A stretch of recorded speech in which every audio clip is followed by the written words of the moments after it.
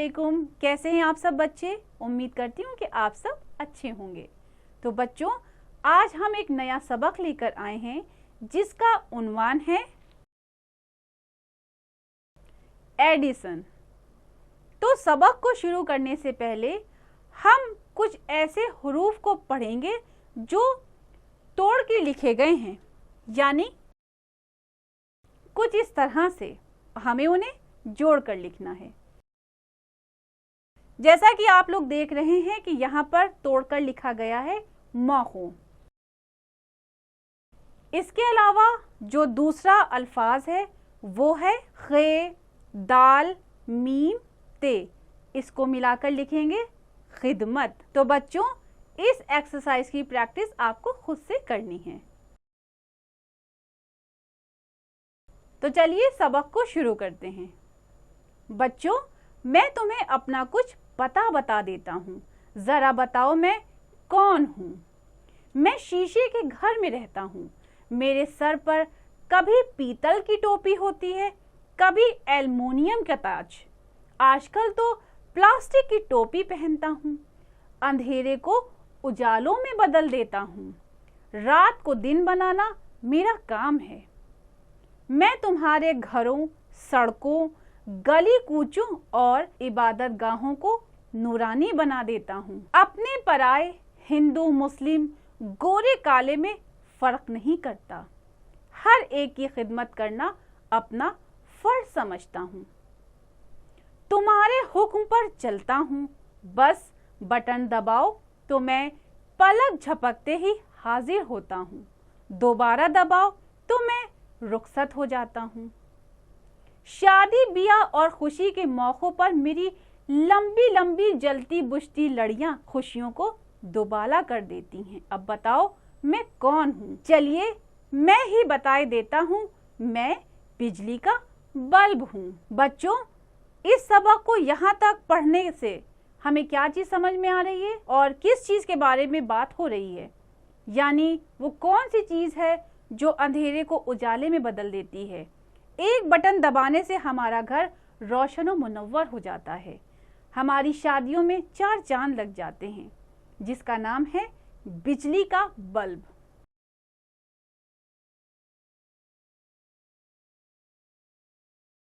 आपको मालूम है कि मुझे किस नेक इंसान ने ईजाद किया? मैं आपको उसकी कहानी सुनाता हूँ। यानी कि ये जो बिजली का बल्ब है उसका इन्वेंशन यानी उसको किसने ईजाद किया, तो आइए उस इंसान की कहानी के बारे में जानते हैं। 11 फरवरी 1847 ईस्वी की बात है। अमेरिका के एक शहर ओहियो में एक बच्चा पैदा हुआ। माँ बाप ने उसका नाम एडिसन रखा, जिसका पूरा नाम थॉमस एल्वा एडिसन था। ये बच्चा बड़ा शरारती निकला। नई नई चीजों को जानना और तजुर्बे करना उसकी आदत थी। एक दिन क्लास में उस्तानी ने परिंदों की कहानी सुनाई। एडिसन ने पूछा, क्या सिर्फ परिंदे ही उड़ सकते हैं, इंसान नहीं उड़ सकते? उस्तानी ने सीधा सा जवाब दिया, नहीं, क्योंकि इंसान के पर नहीं होते, परिंदों के पर होते हैं जिसके सहारे वो हवा में उड़ते हैं।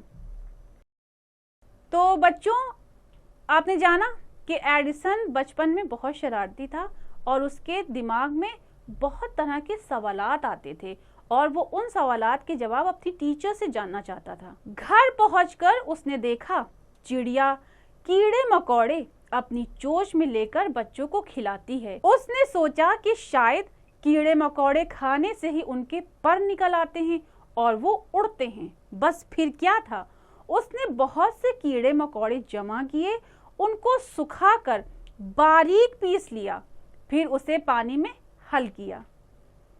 तो बच्चों, एडिसन को क्या समझ में आया अपनी टीचर की बात से कि जिसके पर होते हैं सिर्फ वही उड़ सकते हैं। तो उसने अपने घर आकर जब देखा कि चिड़िया कीड़े मकोड़े खा रही है, तो उसने उन कीड़े मकोड़ों को पीस लिया और उसको पानी में मिला लिया। चलिए बढ़ते हैं सबक की तरफ। उसने अपने घर की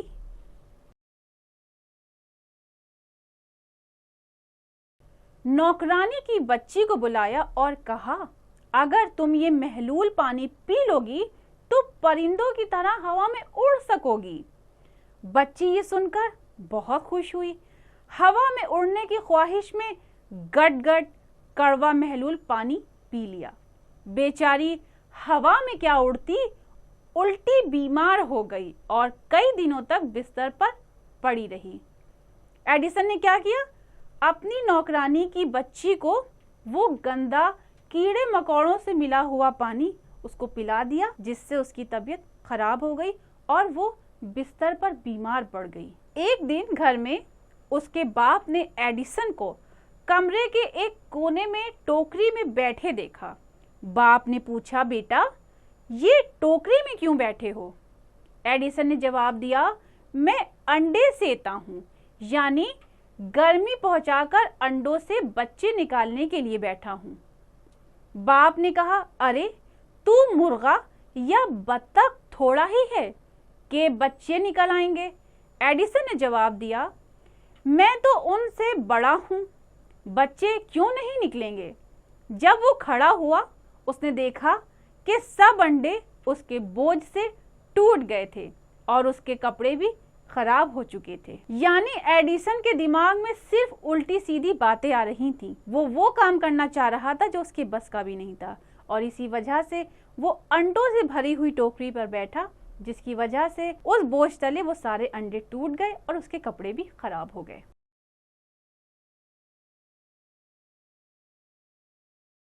तो बच्चों, सबक पढ़ने के बाद अब उसके मुश्किल अल्फाज आते हैं, जिसके मायने कुछ इस तरह से दिए हुए हैं।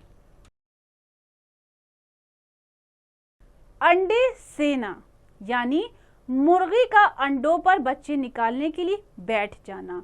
नूरानी यानी रोशन चमकदार, पलक झपकते ही यानी फौरन। महलूल हल किया हुआ, घुलाया हुआ। रुखसत यानी इजाजत, यानी जाने की इजाजत मांगना। ईजाद यानी नई चीज बनाना। तजुर्बा करना यानी जांचना। उजाला यानी रोशनी। दोबाला यानी दो गुना। गट यानी एकदम। तो बच्चों, दी हुई एक्सरसाइज की प्रैक्टिस आपको घर पर खुद से जरूर करनी है।